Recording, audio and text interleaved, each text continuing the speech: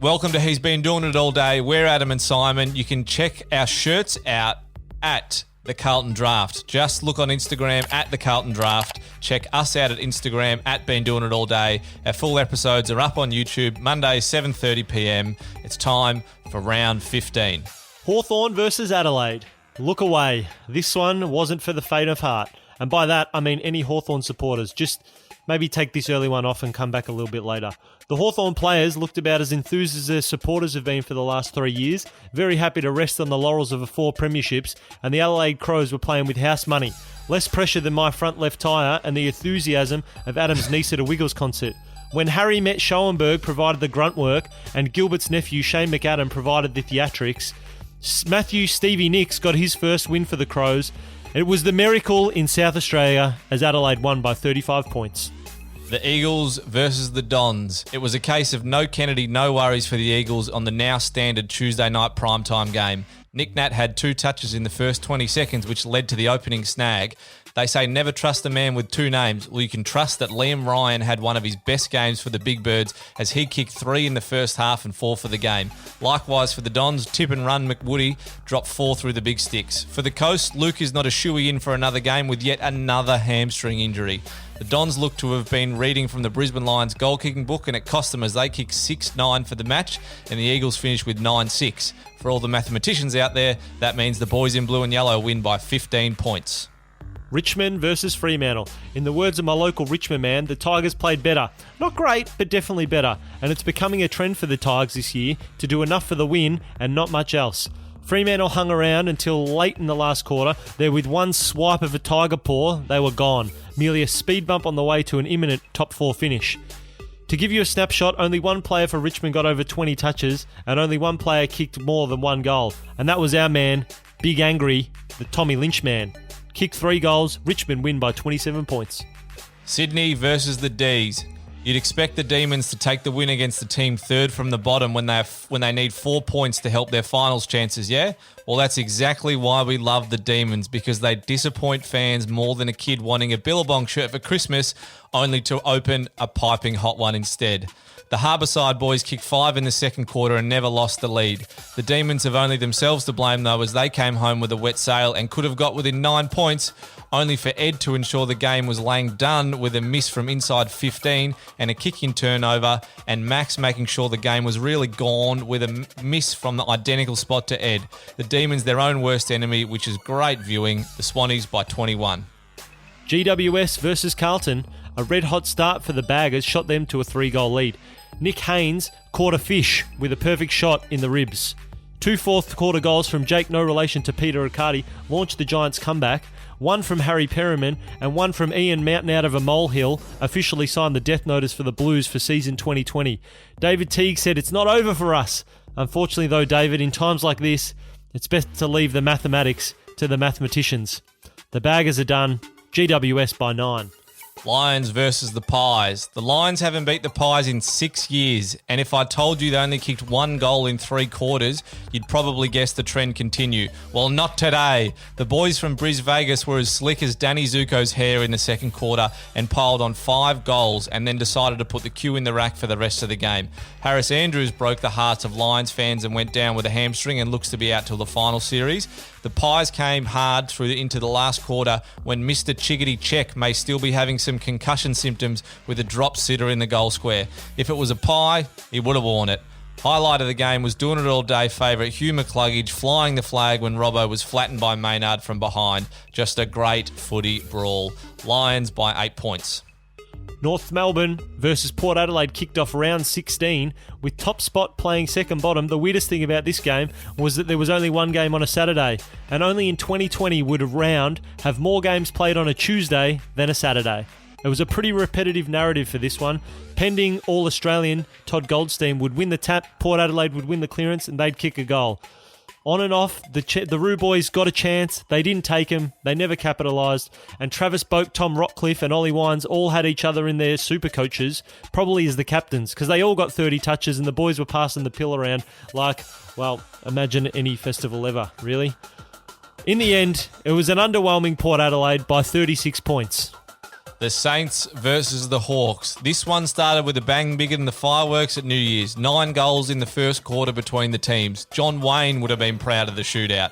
The Saints then decided points are more fun to kick as they kicked 7 goals 13 to three-quarter time. It was a bad week in the press for the Abbots, with the British government copping it for giving Tony a job and Ryan only having 1 touch in the first 3 quarters of his first game for the Saints. He did kick the sealer with 3 minutes to go, though. It was a bad week for the Warpedo as well, and what looks to be a serious collarbone or shoulder injury. In the end, though, Rowan marshalled the Saints with 2 goals to weather a strong Hawks comeback in the last quarter to take it by a very uncomfortable 14 points. Geelong versus Essendon, and in the words of the great early 2000s rapper Ja Rule, it's gonna rain down murder. It was a hot start by Essendon, but that was only sufficed by 13 straight goals for Geelong. They put on a clinic.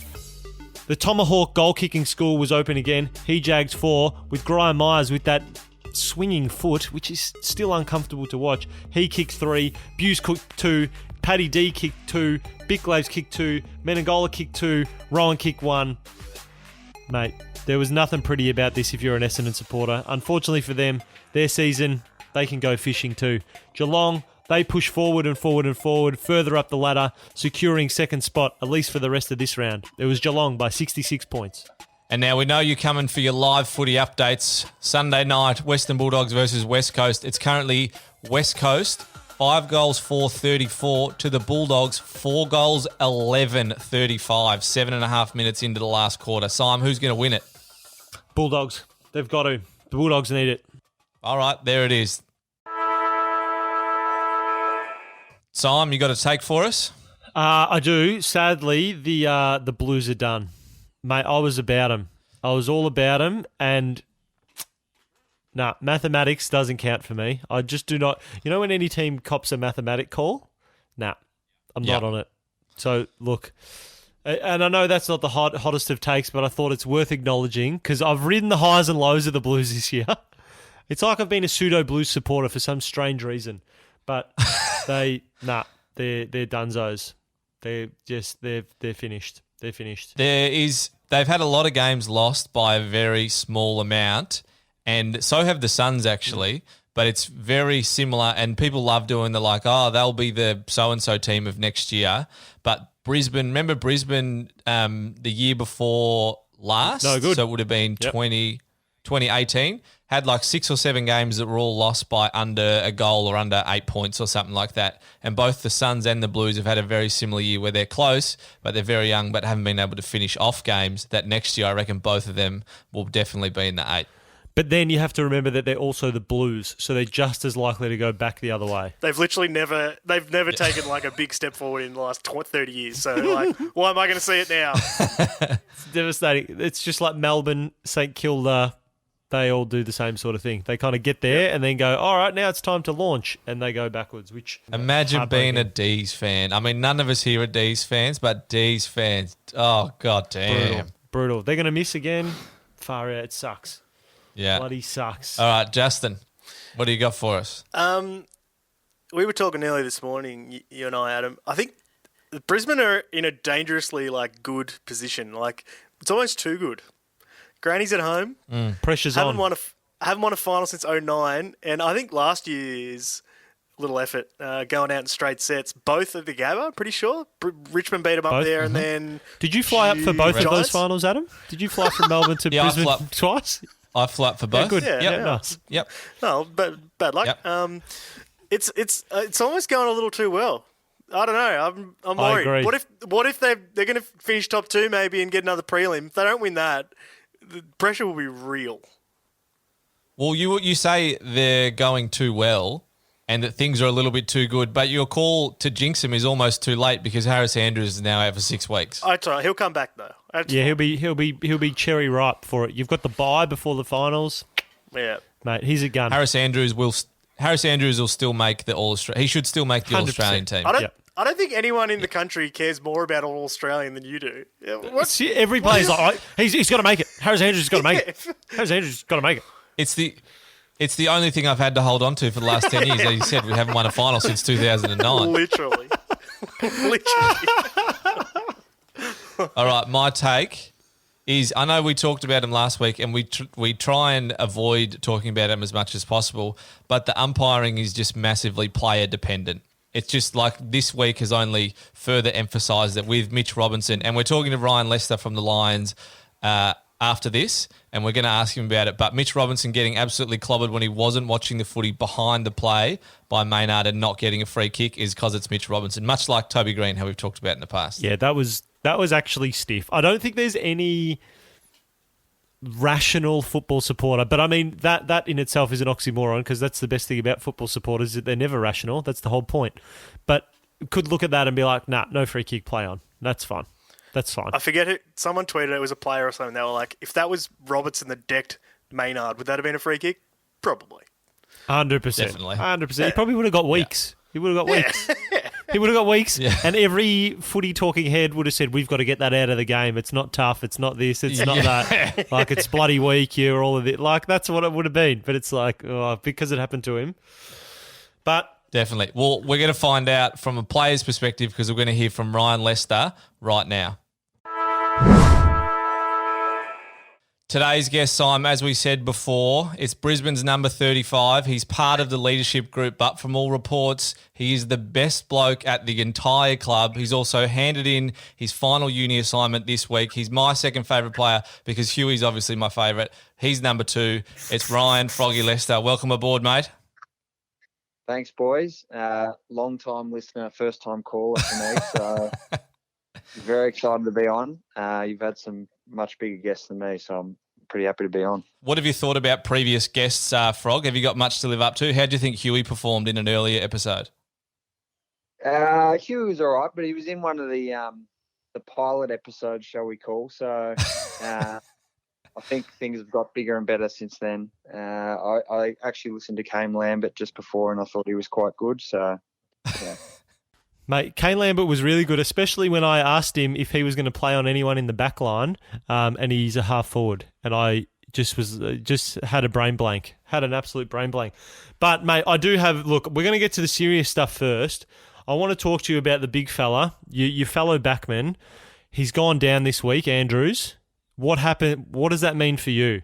Does that mean that you move up the pecking order a little bit, I'd say? Yeah, look, it's quite unfortunate for us. Obviously, I would suggest he's nearly our most important player.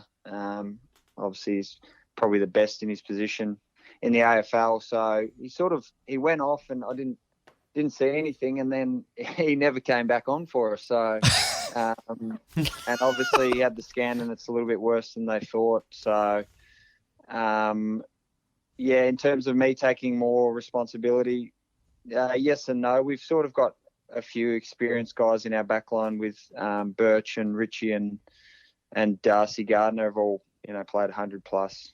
So we feel like in terms of the backline, experience isn't necessarily an issue, and it'll give an opportunity for probably someone like Jack Payne, who he played against Richmond early in the year, which was a bit of a tough game to come in for. So hopefully he gets a couple of games at it.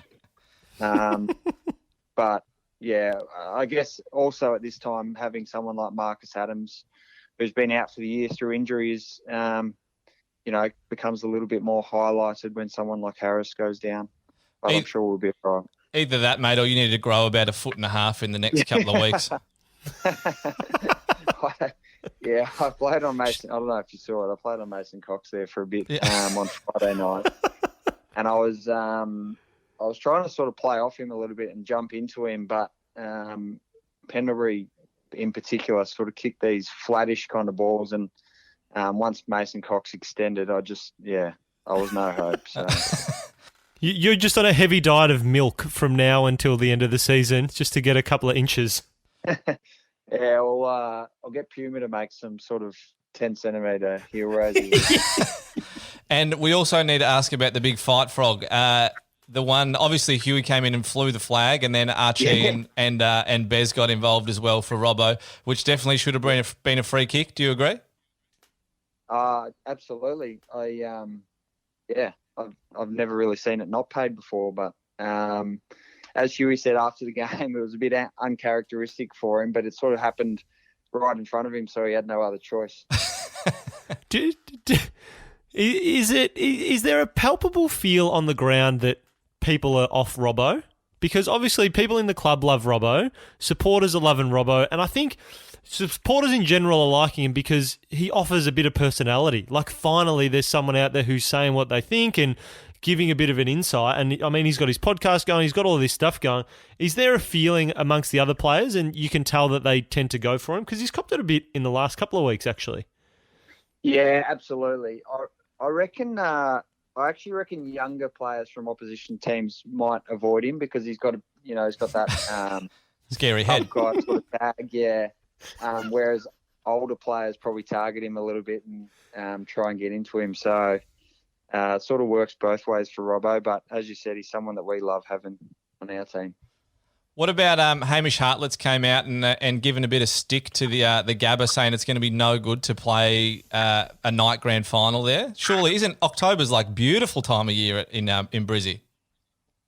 Yeah, absolutely. I didn't hear any of those comments, but we feel very lucky that the Gabba's getting a chance to host the grand final and playing on the weekend. The ground's in unbelievable nick at the moment, so.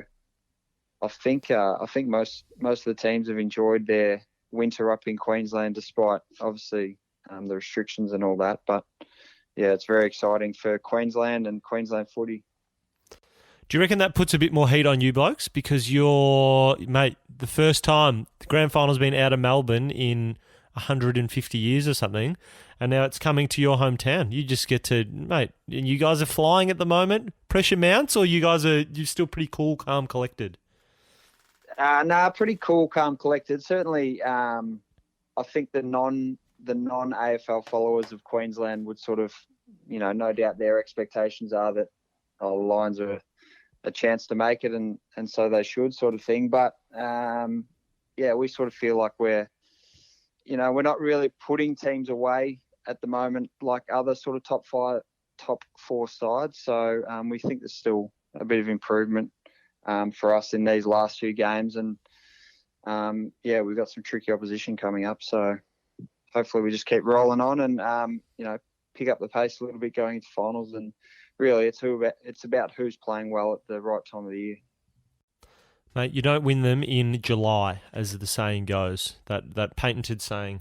Hey, mate, change of pace. You're about to be a dad. Congratulations. That's unbelievable. Well, I mean, it's believable. It's not unbelievable. But you are about to be a dad. Are you excited that you missed this recent Father's Day, or are you pumped? Or you're a bit sad that you missed it because, you missed out on all the presents and you would have had a fresh kid, so your partner would have been super excited and got you heaps of sweet stuff. Whereas next year, baby will come along, be a year old, it'll be a bit old hat, and you might just get some finger paintings or something. Where do you sit on the Father's Day for this year? I was hoping, I was certainly hoping for the baby to come before Father's Day.